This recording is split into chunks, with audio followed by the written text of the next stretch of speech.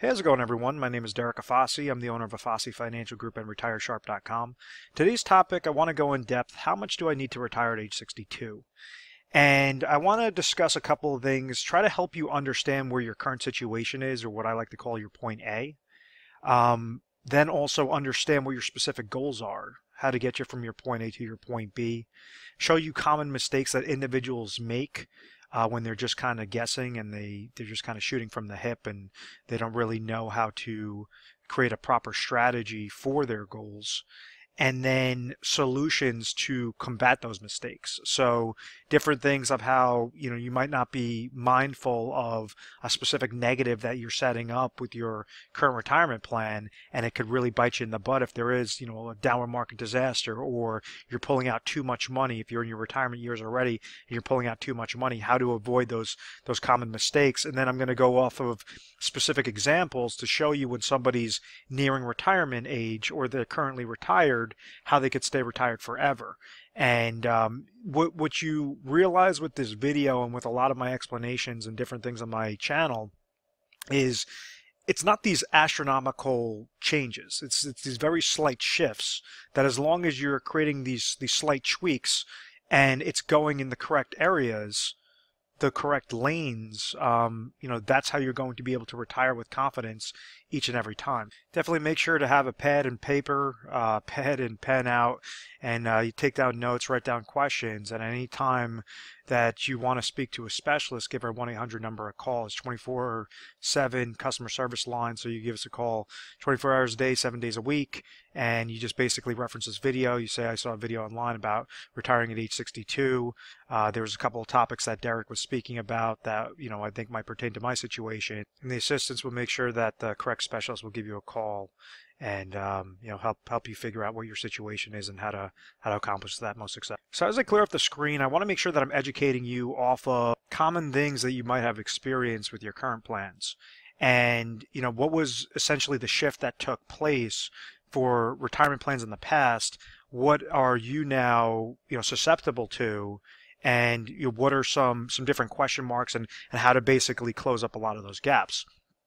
So what used to happen, and understand that all this education is all going to come full circle on when we're going off of some specific plans and some specific strategies. So just kind of, even if you understand some of these topics, just bear with me on at least the first portion of this. But what happened in the past was individuals were able to work for a company and they were offered something known as a pension plan. So I use the example many times of my grandfather. My grandfather was the elevator mechanic for the city of New York, and he was working for the city. The city was essentially his main employer, and they said, okay, as long as you're giving X amount of years of service, what we're going to do is define what a benefit is for your retirement. So we're going to be paying you a salary, each and every day, each and every week, until you hit that type of retirement age. If you give X amount of 30 years worth of service, at that age, we will start paying you a type of retirement income so that you don't have to ever come back to work, but you'll be receiving X amount of dollars per month for both you and your spouse. And when the second spouse passes away, that's when that income is going to stop. So that's known as a pension plan. It's known as a defined benefit plan. My grandfather in that example, he was able to just hunker down, work hard, put in overtime, whatever that was, be loyal to the employer, be loyal to the entity that he was working for, because he understood that they were investing dollars on the back end that would get triggered, that would pay him X amount of dollars of income each and every year until the day that he passes away, or him and my grandmother pass away. So with that defined benefit plan, that makes retirement planning very easy, because at that point in time, he retired in his late 50s, but let's just say if he retired in his early 60s, he would be able to receive whatever that pension income was.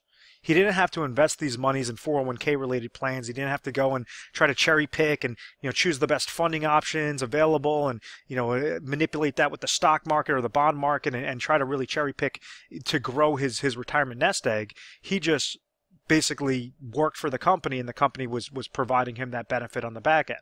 So rather than try to make his retirement formula extremely complicated, we understand that when he retired, if he was in his early 60s, he could trigger his pension income. And let's say that brought him $4,000 per month. and then also Social Security income that you could take earliest at age 62, if that brought in another $2,000 per month, this is $6,000 per month of income. So as long as his income each and every year, or as long as his income each and every month, him and my grandmother's income each and every month, were greater than what their expenses were, they could live their retirement years with confidence. Their income is higher than what the expenses are. So if now, let's say if he was bringing in $6,000 per month, but he decided, oh, I worked my whole life and now I want to go and piss all this money away and, you know, try to ring up my debt and go on all these lavish vacations, and now he needs $10,000 per month of income, that's a large gap there. So the first step to trying to retire early is make sure that you understand what your expenses are and understand what your budget is, and stick to that budget. There has to be a type of, you know, hold your feet to the fire and make sure that you're not just, you know, patting yourself on the back for working so many years. There has to be a reality to the situation.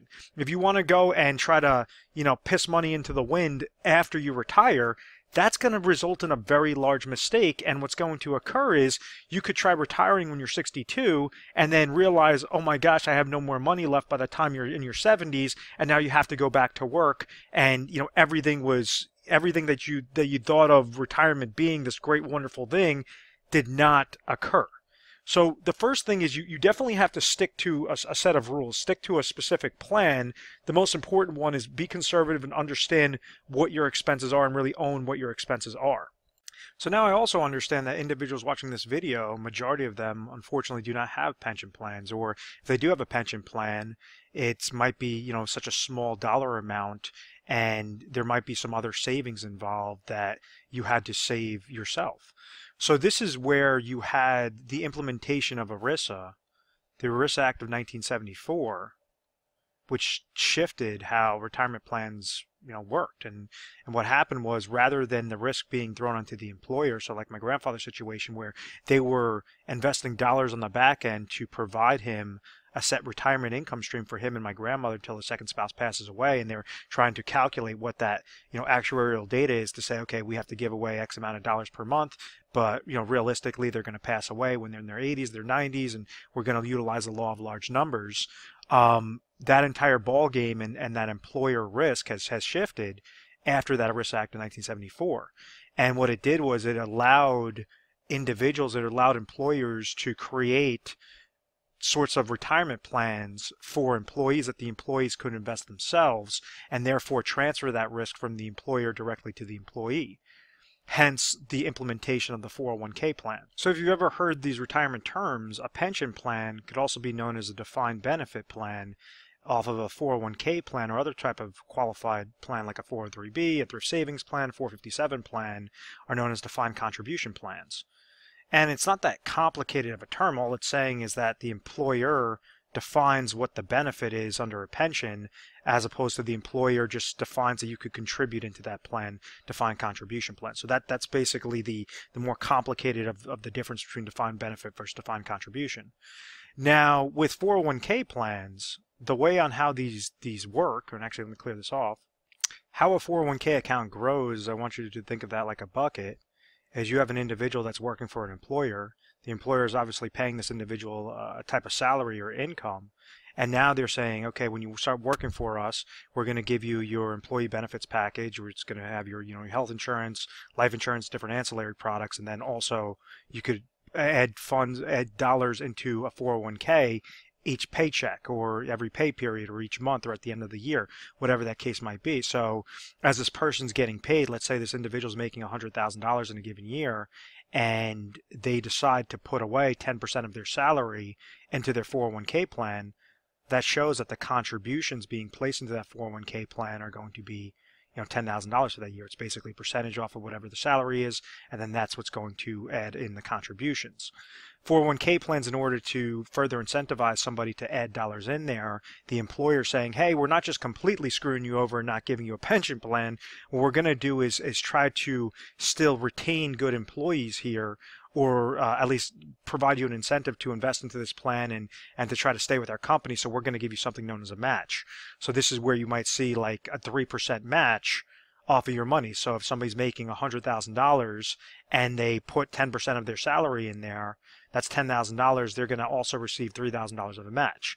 If they put $3,000 in there, then they're also going to be receiving $3,000 of a match. If they put $1,000, which is only 1%, they're only going to receive $1,000 of a match. So it's usually up to that specific percentage, and then sometimes you have different variations of that. But the point I'm trying to make is this 401k bucket, or these qualified employer-sponsored retirement plans, they grow by the contributions and the rate of return that's associated with that type of 401k bucket. So the rate of return, these are determined by the different funding options available. So rather than having the employer invest those monies for you on the back end and decide how much income you're going to be receiving by X amount of years of service, they're saying, nope, we're washing our hands of this. We're going to tell you, okay, you have about 10 to 20 funding options to choose from, but it's all on you. You know, we might give you some different educational pieces, or might assign a financial advisor that you could ask questions with, but ultimately it's whichever options you choose. Think of them as eggs in your basket. That's what's going to determine what your rate of return side is. So when you had the implementation of ERISA in 1974 and then the implementation of 401k related plans in 1978, well, now you had this large shift from defined benefit plans to defined contribution plans.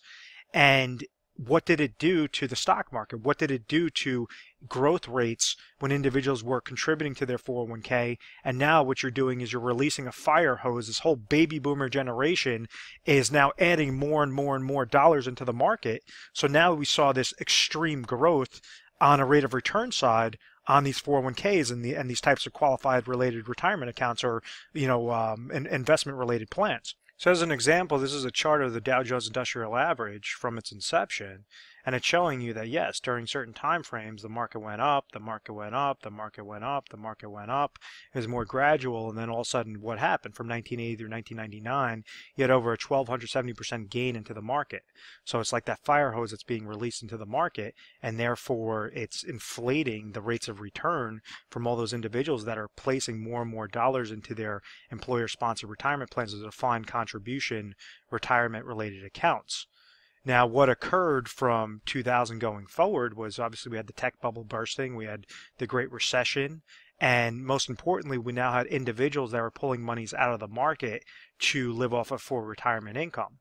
So the purpose of showing you that chart was now you have the pressure of baby boomers that are needing to retire, so they need to liquidate their positions out of the market. You don't have enough of the Generation Y and the millennials that are saving their monies to basically offset that switch. So this is why we're seeing, constant market volatility.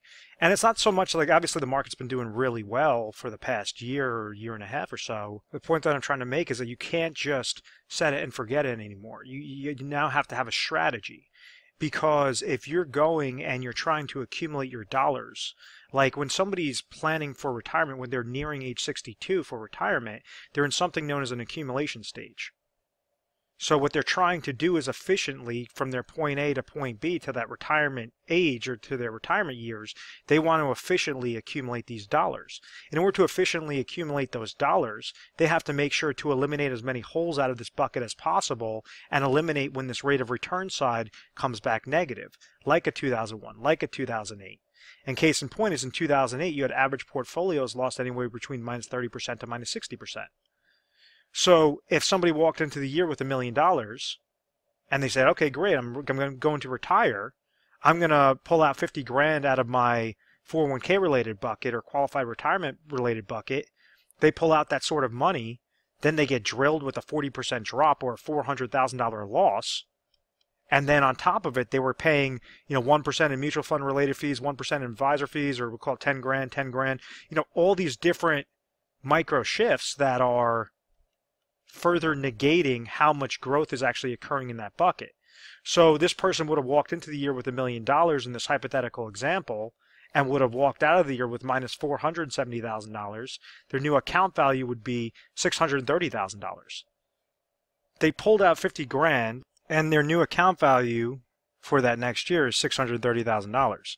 That's a lifestyle change. That's something that you want to eliminate at all costs, something as drastic as that. And I'm not trying to go and just say, okay, this is something that will never happen. These are things that have happened. These are things that I've seen it with many individuals that have called me up after the fact regarding their retirement accounts and regarding just kind of setting in and forgetting and hoping that they were with an advisor that knew what they were doing. And, it's just very unfortunate with a lot of those cases. So what I just explained in that segment was reverse dollar cost averaging. I'm saying that it's basically the power of compound interest that could negate retirement accounts, and it's basically due by compound interest of negatives. So when you have, if you're investing your monies, your 401k related accounts or different retirement related accounts, let's say you're investing in mutual funds and different really expensive related accounts or investments, those are fees that are involved with there. You might be leveraging a financial advisor, those are additional fees. So think of them as little holes in your bucket. If you get hit with a downward market loss, that's a further negative. That's a further hole or a larger slice to that bucket. And when you start pulling out income, that's a further negative. That's another hole that's coming out of it. And let's say that you now have to combat inflation because your cost of goods and services might be increasing to purchasing power risk throughout your retirement years. So you want to make sure that you at least have a plan set up for inflation, because if you have to pull out more money, that's going to be further holes out of this bucket. So what we're seeing is the power of compound interest. Rather than work towards that account and work favorable towards that account, it's actually starting to negate and making individuals outlive their retirement savings very easily.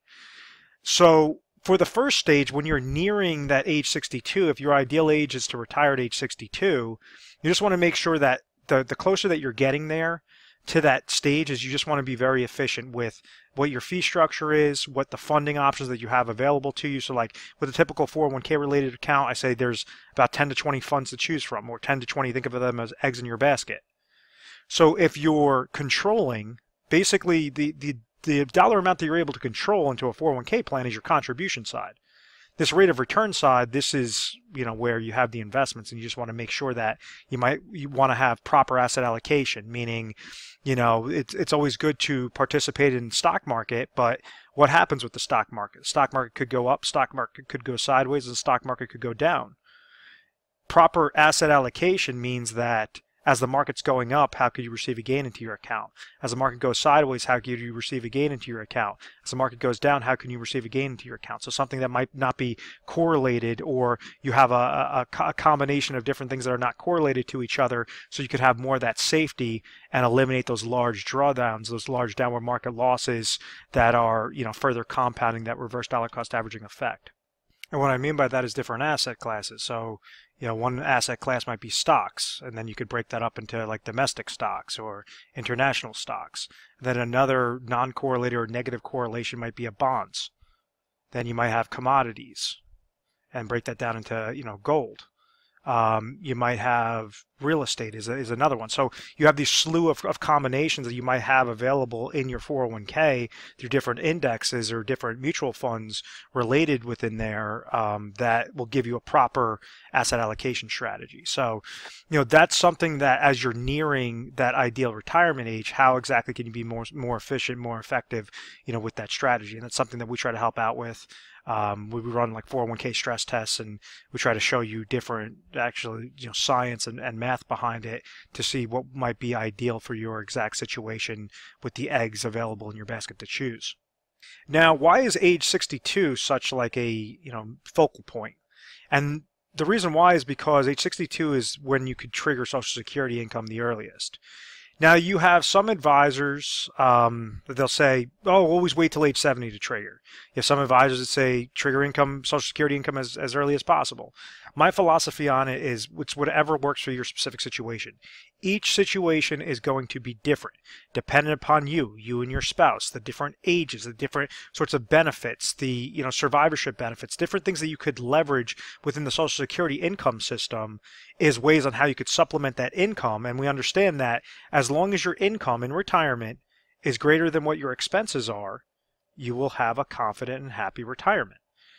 So the large misconception, though, is individuals try to associate Social Security with Medicare.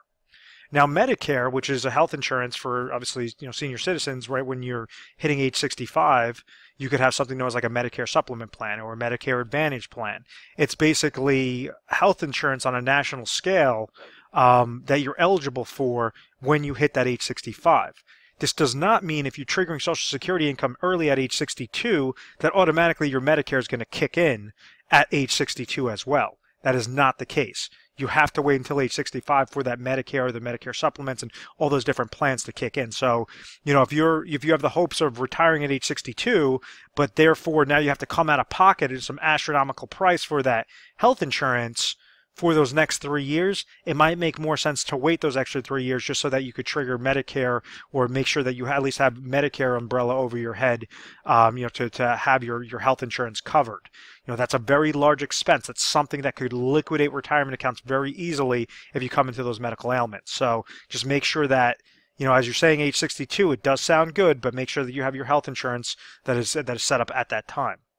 Also be mindful that if you trigger Social Security income at age 62, that's going to be a reduced benefit than if you wait till age 63, which is going to be a reduced benefit than if you wait till age 64, 65, whatever that case might be. So if you're going to the SSA.gov and you're looking at what your Social Security number is, you're going to see some number that's going to say what your earliest, your age 62 monthly income will be, and then you're going to see something also known as FRA, full retirement age, and that's going to be, dependent upon the year that you were born. It might say like 66 and 2/3, 66 and 5 months, whatever that is, or 67 and X amount of months, whatever that case might be. That's your FRA, your full retirement age.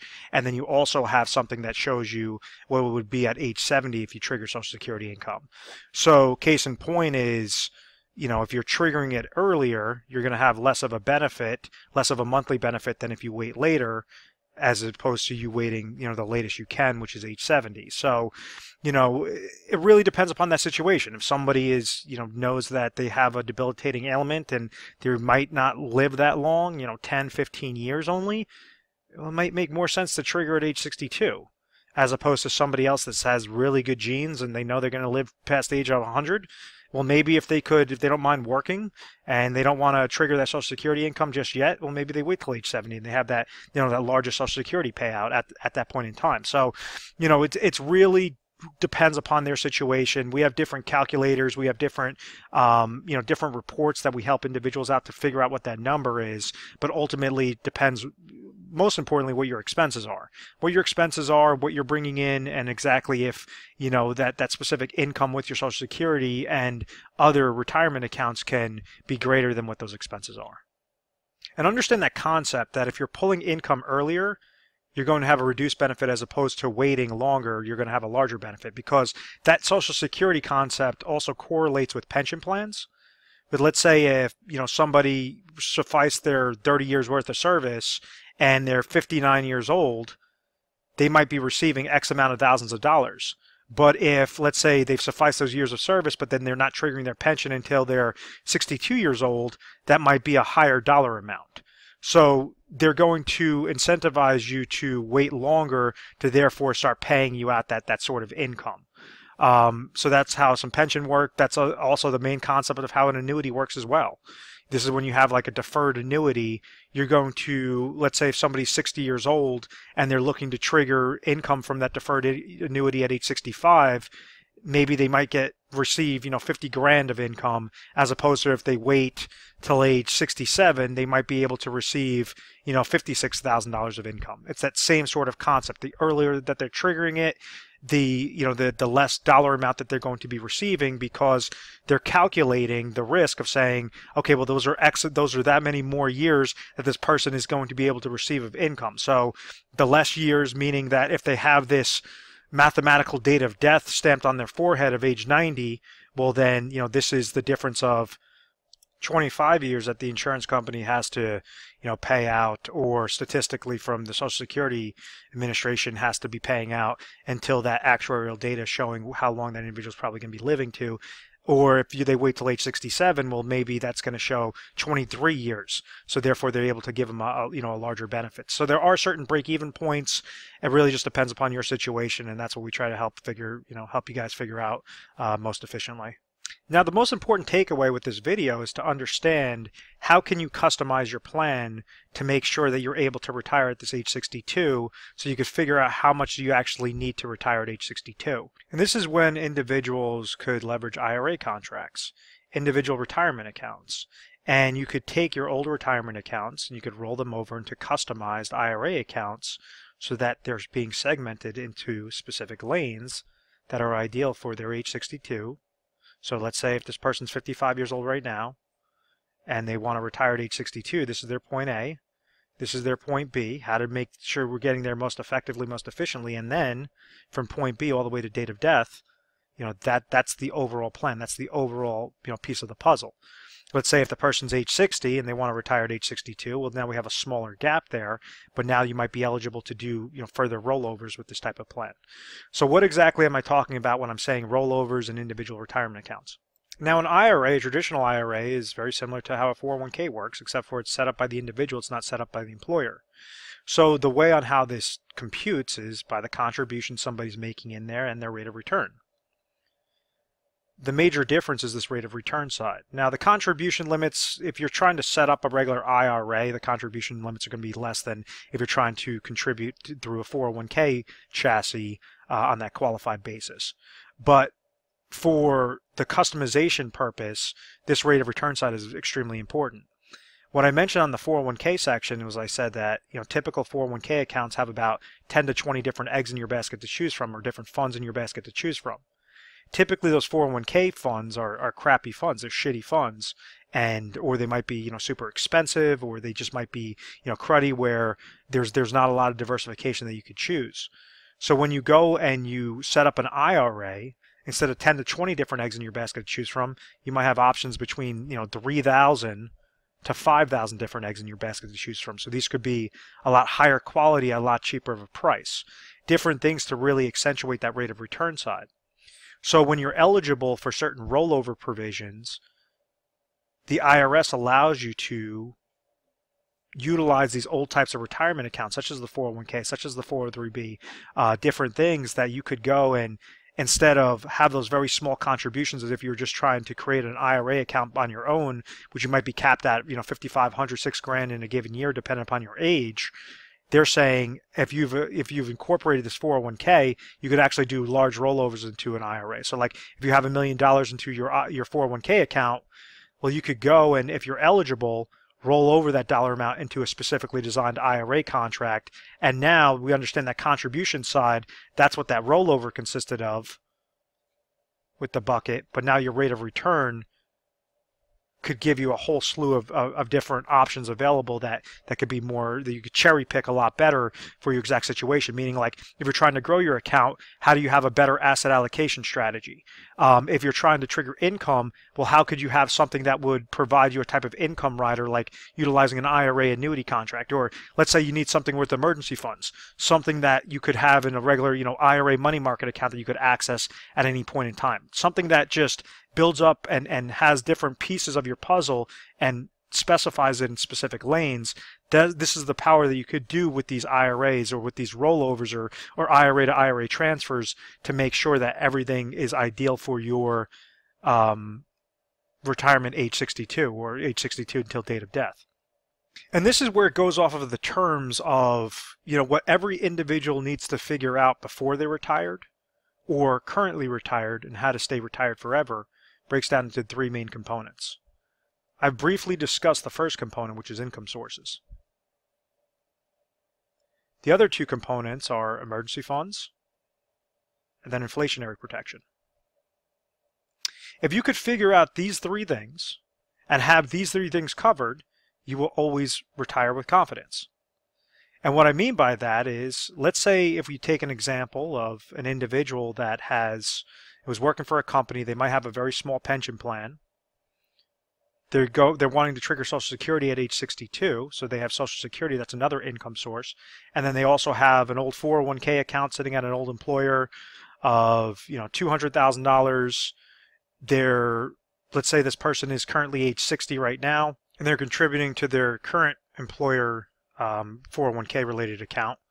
And let's say that's valued at about $500,000. So they want to be, trying to max out those contributions, or they're trying to contribute that, most efficiently, most effectively. But once again, their ideal retirement date is age 62.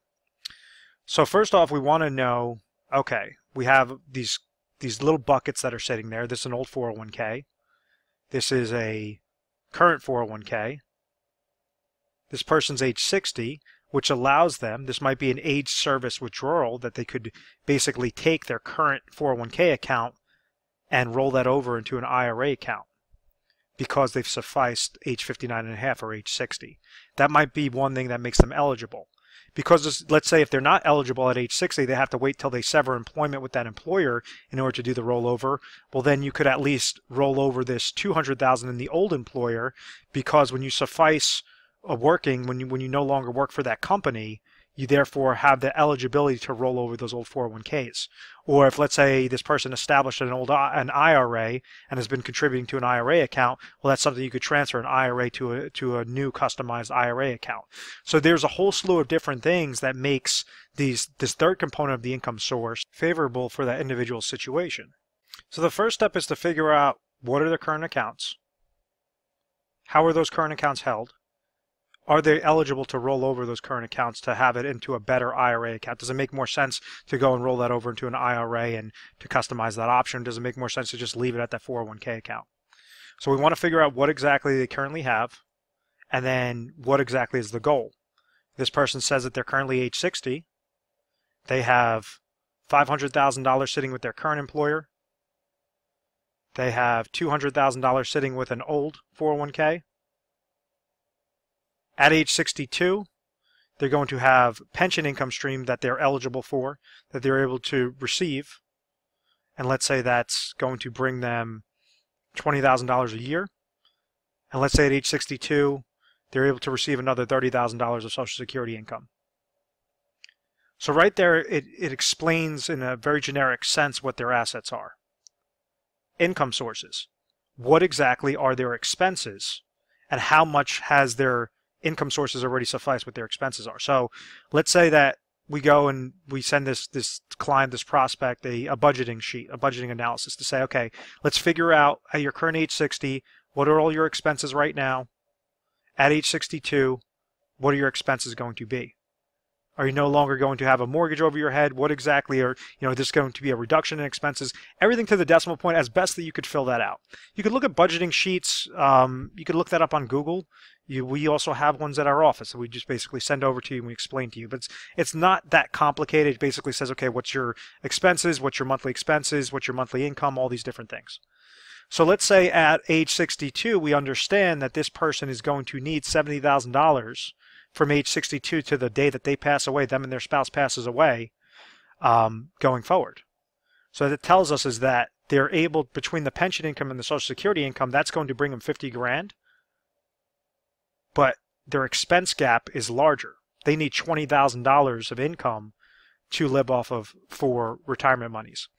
Let's say if this individual decides they're not going to try to utilize the IRA route and they're not going to try to set up an actual plan, they're just going to roll the dice and hope that their accumulation strategy that they've grown these dollars to, this $500,000 over there and $200,000 in their old 401k account, they're just going to basically stay susceptible to that risk. What they're doing is they're leaving themselves exposed to that reverse dollar cost averaging effect of saying their 401k is going to have different 401k related fees. If, let's say, they want to go and utilize an advisor for that to monitor their accounts for them, that's going to have an additional fee. That's going to be an advisor fee. Let's say if they're just leaving themselves susceptible to downward market losses, well, now that's a third negative. Now they're going to try to pull out more and more income. So if they have a large drawdown, a large downward market loss that occurs, this could liquidate, even though it is a lot of money, $700,000, this could liquidate it very quickly if they're not at least taking a proper approach. What used to happen back in the day where individuals were able to say, okay, I have these old 401k monies, these old retirement monies, I'm just going to go and leverage, fixed contracts like a bank CD or a fixed annuity that's paying me 10%. So as long as they would go and put a portion of their assets into that type of financial product, they'd be able to live off the interest each and every year. Well, unfortunately, those fixed related accounts no longer are paying 10%, and they're now, you'd be lucky if you find a bank CD that's paying for a 5-year 1.50%. So the entire ball game has shifted where now you have to take on a little bit more risk, or have more of a systematic plan in place. And this is where you have like a lot of IRA annuities with their lifetime income riders that became very popular, especially after the 2008 market crash, to allow the individual to control their monies and still leverage the insurance company to provide them what that additional income gap is. So as an example, somebody on this first stage, because they're trying to receive lifetime income, well, they could get that through a pension, they could get that through Social Security, they could also suffice this additional gap through an IRA annuity. The reason why I say IRA, or traditional IRAs, is because this current 401k, it's sitting in a qualified retirement account. The old 401k is sitting in a qualified retirement account. If you try to just liquidate those monies and throw it into your checking account, you're going to get dinged with full taxation. So when you do a rollover, it's just creating a new qualified retirement account, so it's being transferred over successfully without getting dinged with all those taxes. You're going to be taxed each time that because these monies are known as pre-tax qualified retirement accounts, each time that you're taking a distribution out, you're going to have to pay taxes on that because you haven't paid taxes on that on those monies yet, but you're not getting paid taxes on that additional, on that rollover. That's why it's important to know the difference between a rollover or a transfer rather than just liquidating your positions and falling victim to that common mistake. So in this situation, out of the $700,000, let's say they're eligible to roll over these dollars. Well, maybe it's going to cost $300,000 in the top annuity-related product, IRA annuity product, at their current age 60 to trigger income at age 62 that will provide $20,000 of lifetime income for both, that person and them and their spouse to the day they pass away. So out of the $700,000, what happened was $300,000 was rolled over into a fixed type hybrid annuity contract, meaning an annuity contract with an income rider attached to it for lifetime income, and it cost them $300,000 while they're still maintaining control of those accounts and they're still able to leave whatever they don't use up to their beneficiaries. And that's a whole nother conversation. You could review videos on different IRA annuities and different things that I've had out there, on my Retire Sharp channel. But understand that we don't want to try to go after the full dollar amount. We only want to put the correct dollar amount into that specific lane. So the income sources, we want to take $300,000 in this hypothetical example towards the income source IRA lane. So this is IRA number 1, and this is telling us that they will receive $20,000 of lifetime income. If this person, lives till 120 years old, that's still going to be suffice because they leveraged $300,000 off of their original $700 to go into the IRA number 1. IRA number 2, rule of thumb is that you want to have anywhere between 6 to 12 months of expenses towards some sort of emergency funds, meaning liquid cash. So out of this $400,000 that's remaining, maybe this person wants to take $50,000 and put that into an IRA money market account. Something that they could access at any given time. It's not going to gain, it's not going to lose, just something that they have extremely safe that they could access in case of an oh my gosh moment that occurs. So now that tells us that we have $350,000 more left to invest with. And now this could combat that inflationary need. When I say inflationary need, maybe at age 62 their expenses are $70,000, but maybe at age 67 that expense is going to increase to $75,000. Maybe at age 72 that's going to increase to $82,000. So you're going to have some expenses that are going to be fixed, some expenses that are going to be tied to purchasing power risk and inflationary risk, like the cost of goods and services increasing. So this is how you could grow your account most effectively, most efficiently. You could utilize this through an annuity laddering strategy, or you could set that up with different managed money concepts, proper asset allocation, different things that are a lot cheaper cost, different things like tactical managed money or passive strategies, things that will just make a lot of sense, that will make more sense than leaving it with your current 401k related accounts. So in that hypothetical example, we took two different, account situations of 500,000 and 200,000, and we might have created, 3 separate IRA accounts or 5 or 6 separate IRA accounts that are now being customized to a specific need. As long as you get step 1 and step 2 covered, that inflationary stage is something that you could have a little bit more fun with. You could say, okay, well, I'm going to have a more risky growth strategy, and any time that account really does well, then I'm going to take an extra vacation that year. Or you might want to have a fixed conservative strategy that just says, I want to make sure that I'm having a return, of my money rather than on my money. So you could splice this up in a whole slew of different ways on that step 3, but what we're not doing is we're not guessing. We're at least, placing these IRA accounts into specific lanes to make sure that, yes, you could retire at age 62, but how much you need to retire really depends upon what your expenses are, and making sure that you're not splurging. You're not just, patting yourself on the back and saying, you worked hard and now you deserve this and now you could be, foolish with your money. You, more than ever, you have to have a strategy, because with retirement, you only have one chance to get things done correctly.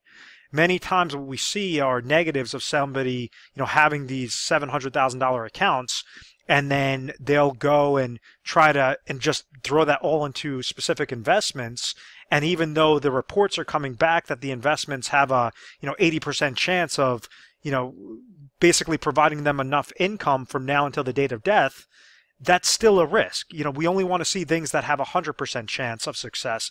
80% chance is not good enough. And the case in point would be like if you're going on an airplane and your pilot comes on the loudspeaker and says, "Hey, congratulations, there's clear skies and we have an 80% chance of getting to our destination successfully." You're going to see everybody running for the doors and trying to get off that damn plane. That's the same way you have to take your retirement and your retirement lifestyle, in your own hands. Is you only want to see 100, or what I always recommend is 100% chance of success, to make sure that we're leveraging all components, and it'll get you from your point A to point B all the way to date of death successfully, and so that you don't have those worries. So I hope that all that makes sense. Let's say if we're going through those 3 combination of things, and same situation, somebody has $700,000, but their income sources of their pension income are $40,000, and Social Security income at age 62 is going to be $30,000, and they have $70,000 of income, but they only have $40,000 of expenses.